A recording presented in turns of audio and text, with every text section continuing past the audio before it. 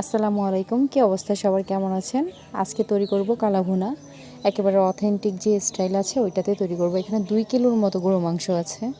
এখানে গোটা মশলা দিয়ে দিয়েছি, তেজপাতা, এলাচ, দারুচিনি, লবঙ্গ আর গোলমরিচটা আমি গুঁড়া করে দিব। তারপর দিয়ে দিয়েছি হলুদ গুঁড়া, মরিচের গুঁড়া। আমার এখানে তারপর আমি দিয়ে দিচ্ছি জিরা, ধনিয়া গুঁড়া। তারপরে দিব জায়ফল আর জয়ত্রী। জয়ত্রীটা আমি আগে থেকে গুঁড়া করে নিয়েছিলাম, ওইটা অ্যাড করে দিয়েছি। জায়ফলটাকে গ্রেট করে দিব। এখন দিয়ে দিচ্ছি আদা বাটা, রসুন বাটা,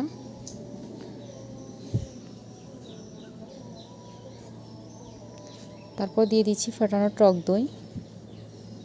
বেশ খানিকটা পরিমাণে টক দই দিচ্ছি। কালা ভুনাটাতে আপনি টক দই দেওয়াটা ট্রাই করবেন, এতে আমার কাছে টেস্টটা ভালো লাগে। এখানে কাঁচামরিচ ব্লেন্ড করা ছিল 3 থেকে 4টা। আমি একটু ঝাল পছন্দ করি, তাই এই রান্নাটাতে আমি একটু কাঁচামরিচ বাটাও ইউজ করছি। ঝাল যে যার পছন্দ মতো নেবেন,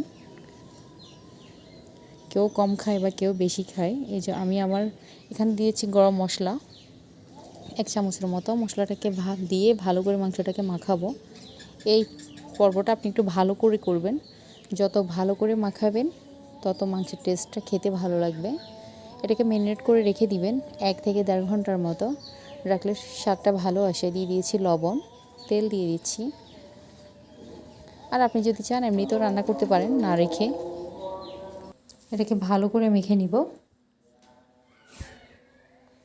যাতে মশলাটা মাংসে পুরো গায়ে লেগে যায়। রান্নাটা সরিষার তেলে করলে আরও ভালো হয়। আমি এটাতে যে বাগারটা দিব এটা সরিষার তেল দিয়ে দিব। এখানে আমি এখন গ্রেট করে রাখা জায়ফল, ওটাকে গ্রেট করেছিলাম, গ্রেট করে দিয়ে দিয়েছি উপর থেকে। আর দিয়ে দিয়েছি গোলমরিচের গুঁড়া। এতে এটার টেস্টটা আরও ভালো আসে। এখন আমি এটাকে চুলায় বসিয়ে দিয়েছি। 1.5 ঘন্টা পরে আমি 1.5 ঘন্টা ধরে মাংসটাকে ম্যারিনেট করে রেখেছি। চেষ্টা করবেন মাংসের গায়ে যে ঝোলটা আছে ওইটা দিয়ে মাংসটা রান্না করার, এক্সট্রা পানি যাতে অ্যাড না হয়। আর যদি দেখেন যে মাংসটা সিদ্ধ না হয় তাহলে অবশ্যই অ্যাড করবেন। আর একটা চুলায় আমি এখানে একটা প্যান বসিয়ে দিয়েছি। প্যানের মধ্যে 1 কাপের চেয়েও বেশি পরিমাণে সরিষার তেল দিয়ে দিয়েছি। এই কাজটা অবশ্যই সরিষার তেলে করবেন, তাহলে টেস্টটা খেতে ভালো লাগবে। এখানে আমি রসুন কুচি দিয়ে দিয়েছি। দিয়েছি পেঁয়াজগুলোকে আমি কিউব করে কেটেছি, কুচি করে নিই। এর মধ্যে দিয়ে দিয়েছি 4-5টা শুকনো মরিচ। দিয়ে এটাকে ভাজবো, একেবারে কালো করে ফেলবো না, ভেজে নিব। এই ফোড়নটা আমি ওই মাংসের মধ্যে অ্যাড করছি।